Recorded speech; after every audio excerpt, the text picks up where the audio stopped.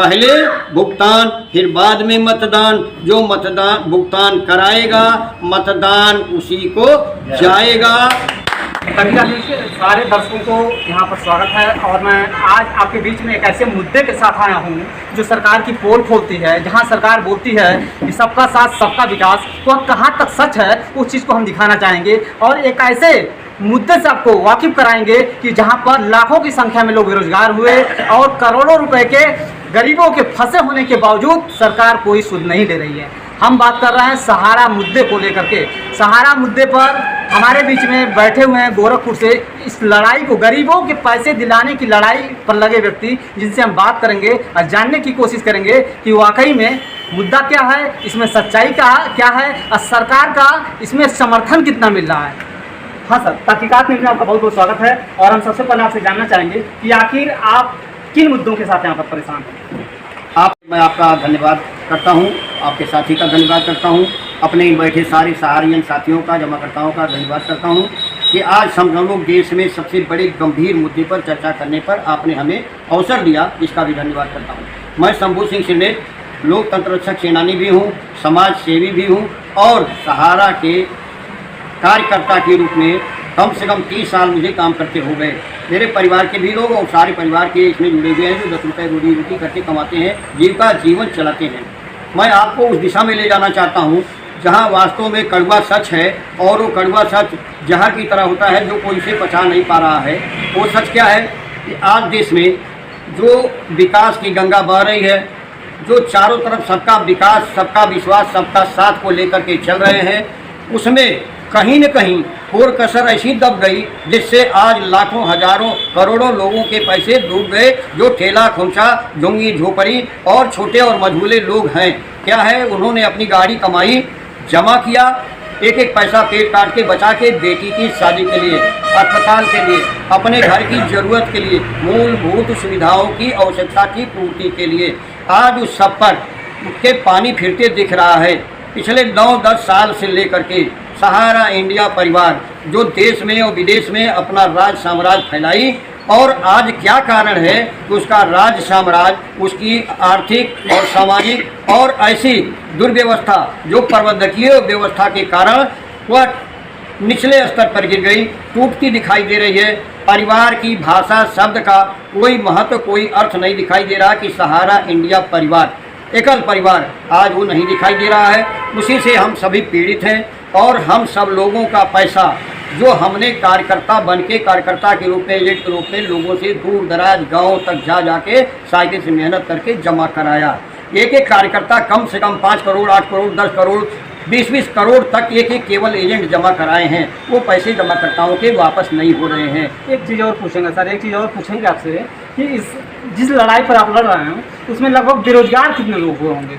मैं समझता हूँ कि आज जो बेरोजगारी का सवाल आपने उठाया, तो मैं एक बात निश्चित कहना चाहता हूँ कि जो देश की सरकार, प्रदेश की सरकार जो दावा किया है कि वह रोजगारी दे रही है, तमाम ऐसी सुविधाएं दे रही है, स्वरोजगार करने दे रही है। हमारा सहारा इंडिया परिवार तो इतना बड़ा है, करोड़ों लोगों को रोजी रोटी दिया है, लाखों लोगों को दिया है, तो आज कहाँ है कि उस परिवार को बचाने में, उस रोजी रोटी के लाखों लोगों को बचाने में सरकार का कोई रोल अदा नहीं हो रहा है। और बेरोजगारी जो आप कह रहे हैं, वह 12 लाख लोग बेरोजगार हुए, जिनके पीछे, एक परिवार के पीछे कम से कम 5 लोग हैं।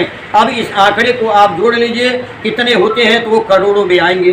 पूरा आंकड़ा मेरा है, जमा करता 12 लाख, उसका जोड़ लीजिए 5 परिवार का, एक व्यक्ति का, और जो जमा करता है, इन दोनों को मिला के जो मैंने हिंदुस्तान का आंकड़ा आज इंडिया का बताया, वह बेरोजगारी, परेशानी, समस्या और कुपोषण के शिकार केवल पेमेंट न होने के कारण हुए, वो 48,000 करोड़ लोग हैं। अच्छा, एक बात और, एक चीज़ और इसमें जानना चाहेंगे हम कि इतने लोग तो बेरोजगार हो गए, क्या सरकार को इस संबंध में या किसी माध्यम से आपने अवगत कराया। मैं आपको बताना चाहता हूं कि पूरे देश प्रदेश में पिछले 1 साल से धरना, प्रदर्शन, आंदोलन जगह जगह अलग अलग तरीके से हमारे साथी कार्यकर्ता लड़ रहे हैं, जमाकर्ता के लिए, अपने लिए भी, समाज के लिए भी। और आज हम पूरे गोरखपुर मंडल में, जो मैंने पिछली बार अपने प्रेस वार्ता में भी स्पष्ट किया, आज भी स्पष्ट कर रहा हूँ कि ऊपर से राष्ट्रपति से लेकर स्थानीय स्तर के विधायक तक को लेकर, मेयर को लेकर और ऐसे सामाजिक व्यापार मंडल, सामाजिक संगठन, ऐसे लोगों तक को मैंने अपना एक पत्र दिया और मैंने राष्ट्रपति से लेके कमिश्नर को, डीएम को, डीआईजी को और शासन प्रशासन के सारे लोगों को, मुख्यमंत्री को 3 बार 4 बार जनता दरबार में मैंने पत्र दिया और तब से अब तक कहीं भी हमारे संघर्ष मोर्चे के लिए कोई नहीं आगे आया और न तो कोई पीड़ित जनता, पीड़ित परिवार, पीड़ित सहारा जमाकर्ता के लिए आगे आया कि हम आपकी लड़ाई लड़ेंगे और हमारी सरकार आपके साथ है, हम पैसा दिलवाने का काम सहयोग से करेंगे। थोड़ा समय लगे, मैं भी कह रहा हूँ थोड़ा समय लगे, लेकिन माननीय मुख्यमंत्री जी से इस चैनल के माध्यम से आपके धन्यवाद देते हुए कि आप मेरी बात कम से कम वहाँ तक पहुँचाएँ कि हम कुछ नहीं मांगते,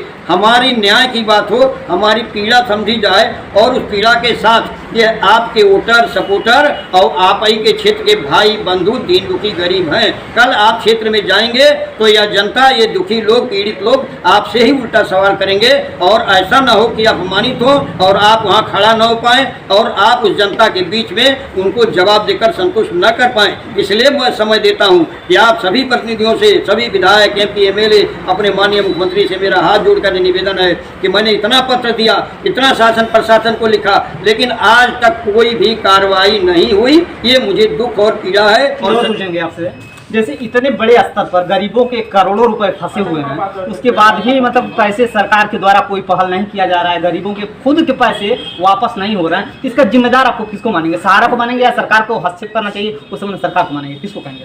मैं इस पर सीधी बात स्पष्ट है, मैं पिछले बार भी कई उसमें से विषय में कहता आया हूँ कि अगर सरकार लाइसेंस देती है उद्योगों को, व्यापारियों को, बड़े बड़े उद्योग घरानों को, तो उसके एवज में एक प्रतिभूति बांड जमा होता है, नियम शर्त होती है और वो सरकार जब देती है जांच पड़ताल करने के बाद तभी उसको लाइसेंस मिलता है। उसके पहले देश में, प्रदेश में किसी जगह कोई भी बड़ा व्यापार कर नहीं सकता। तो जब आप लाखों करोड़ों का टैक्स लेते हैं, अरबों का टैक्स लेते हैं, इतना बड़ा सारा परिवार घराने का है और वह सुविधा शुल्क भी लंबे पैमाने करोड़ों करोड़ रुपए पर पार्टी को चंदा देते हैं। ये सारी पार्टियां लेती हैं, मैं भी जानता हूँ कि वो चंदा देते हैं। इसी के कारण वो कोर वहाँ कहीं न कहीं हम लोगों के पीड़ितों के साथ उनका अपना है कि वो नहीं कर रहे हैं उनके खिलाफ कार्रवाई, तो इस सरकार की जिम्मेदारी है कि उस पर पहल करे, वो संज्ञान में ले, उनकी प्रॉपर्टी संपत्ति जितनी है वो जो सहारा सेवी का झगड़ा है उसको किनारे करते हुए उस पर स्वयं संज्ञान लेते हुए भारत के प्रधानमंत्री और मैं माननीय उच्च न्यायालय से भी अपील करता हूं और अपने मुख्यमंत्री से भी अपील करता हूं पूरे देश के कि आप इसमें हस्तक्षेप करें और जब प्रधानमंत्री और देश की न्याय व्यवस्था सामने आएगी तो ये सुलझ जाएगा और सबको रोजी रोटी और सरकार के कहने और दिशा निर्देश के तहत हम सभी जीविका, जीवोपार्जन, रोजी रोटी, इज्जत बचा सके। लेकिन सरकार नहीं करना चाहती, ये मेरा आरोप है। निश्चित रूप से सरकार कहीं न कहीं धूल नीति अपना रही है, नहीं तो अब तक ये काम हो जाना चाहिए था। कोर्ट का बहाना लेके कर रहे हैं, लेकिन जांच पड़ताल कर लीजिए। RTI की रिपोर्ट मैंने प्रस्तुत किया है, लिखित मैंने दिया है कि उसमें कहीं से नहीं जो इन पर रोक लगा है वो कुछ दो पर लिखा विषय पर लगा है। अगर रोक लगता तो करोड़ों करोड़ों की अपनी नई नई परियोजनाएं कहाँ से ला रहे हैं, उसमें पैसा खर्च कहाँ से कर रहे हैं। आज के डेट में भी ये कहीं न कहीं हजारों करोड़ों पेमेंट कर रहे हैं, अन्य प्रदेशों कर रहे हैं, वो पैसा कहाँ से आ रहा है। रोक माने रोक, प्रतिबंध माने प्रतिबंध कि यथा स्थिति में जो है वैसे ही रहे। लेकिन ये कानून का विभेद है और कहीं नहीं कैसे कानून में छेद है। सरकार और कानून इस बीच में हम लोगों को इतना परेशान प्रताड़ित झेलाए न करे कि हम अब मर जाए, दम तोड़ दें। ऐसे कई कार्यकर्ताओं ने दम तोड़ दिया। ये सारा जिम्मेदारी सरकार की है और सरकार सेबी उसके पहलू पर है, क्योंकि सेबी भी सरकार की है। सरकार चाहे तो सेबी पर अपना हथकंडा लगाए, सेबी पर अपना वार्ता करे और सहारा को बैठाए। अगर सहारा दोषी है तो उसके खिलाफ सख्त कार्रवाई होनी चाहिए, उसकी संपत्तियां जब्त हो, कुड़ुक हो, नीलाम हो और पब्लिक को पैसा मिले। अगर एक चीज़ और पूछूंगे आपसे कि इस गरीबों की लड़ाई में जो आप संघर्ष कर रहे हैं उसमें अगले रणनीति आपकी क्या है? हालांकि देखिए, अगला रणनीति ये है कि 25 तारीख को कुशीनगर, सिद्धार्थनगर के बाद जब प्रधानमंत्री वापस चले जाएंगे तो मेरा एक व्यापक तमाम मुद्दों को लेकर के पिछली कार्रवाई से अगली कार्रवाई तक एक प्रेस वार्ता होगा और उस प्रेस वार्ता 27 को संभव हो सकता है, उसी के बीच में मैं करूँगा और उसमें अपनी लड़ाई की घोषणा करूँगा। अब हम यहाँ धरना इस बात का देंगे और सबसे हस्ताक्षर समर्थन अभियान चलाएंगे। जगह जगह बैठेंगे, महात्मा गांधी की मूर्ति के नीचे, इंदिरा बाल विहार के पास, सुभाष चंद्र बोस की मूर्ति के नीचे, ठीक है, पटेल की मूर्ति के नीचे। इस तरह के जो हमारे महापुरुष हैं, अरे महापुरुष हम आपके वंशज हैं, आपके देश में हैं, जहां आज़ादी का आपने झंडा लहरा करके और कुर्बानी देकर आप चले गए। मैं उससे सशक्त नमन करते हुए यह आ भर रहा हूँ कि ये आज क्या हो रहा है। आज हमारे देश में आप होते तो आज हम क्या होते। आज आपकी पीड़ा, आपकी अनुपस्थिति मुझे सता रही है, मुझे दुखित दे रही है। इसलिए ऐ सरकार, ऐ कानून, आंख खोलो, उन पूर्वजों के कहे, उन पूर्वजों के इतिहास को याद करो जिन्होंने बलि दे करके, बलिदान दे करके और सब कुछ कर दिया, लेकिन ऐ वतन कर चले अब तुम्हारे हवाले। साथियों, देश को आज़ाद कराया, लेकिन हमको उससे मुक्ति नहीं मिली। किससे? हमसे, भ्रष्टाचार से, और हमको तमाम चीज़ों से मुक्ति नहीं मिली। आज ये क्या है? ये देश में भ्रष्टाचार है। बिना कानून के, बिना सरकार की इजाज़त से कुछ भी नहीं हो सकता, पत्ता भी नहीं हिल सकता। फिर आज से इतने करोड़ों अरबों खरबों का धन क्यों घोटाले में जा रहा है? कल को भाग जाए सहारा और ईश्वरत राय भाग जाए तो ये पैसा कौन देगा, कहाँ से आएगा? इसकी जिम्मेदारी किसकी है? इसलिए कानून की जिम्मेदारी है और सरकार की जिम्मेदारी है उस पर निगरानी रखे, चाबुक लगाए और यह भागने या इस तरह की नौबत ना आए। हमारा सबका पैसा करोड़ों करोड़ों को दिलाए। अगला हमारा धरना प्रदर्शन होगा, हस्ताक्षर अभियान होगा, समर्थन अभियान होगा और इसके साथ हमारी लड़ाई जारी रहेगी जब तक हमको न्याय नहीं मिलेगा।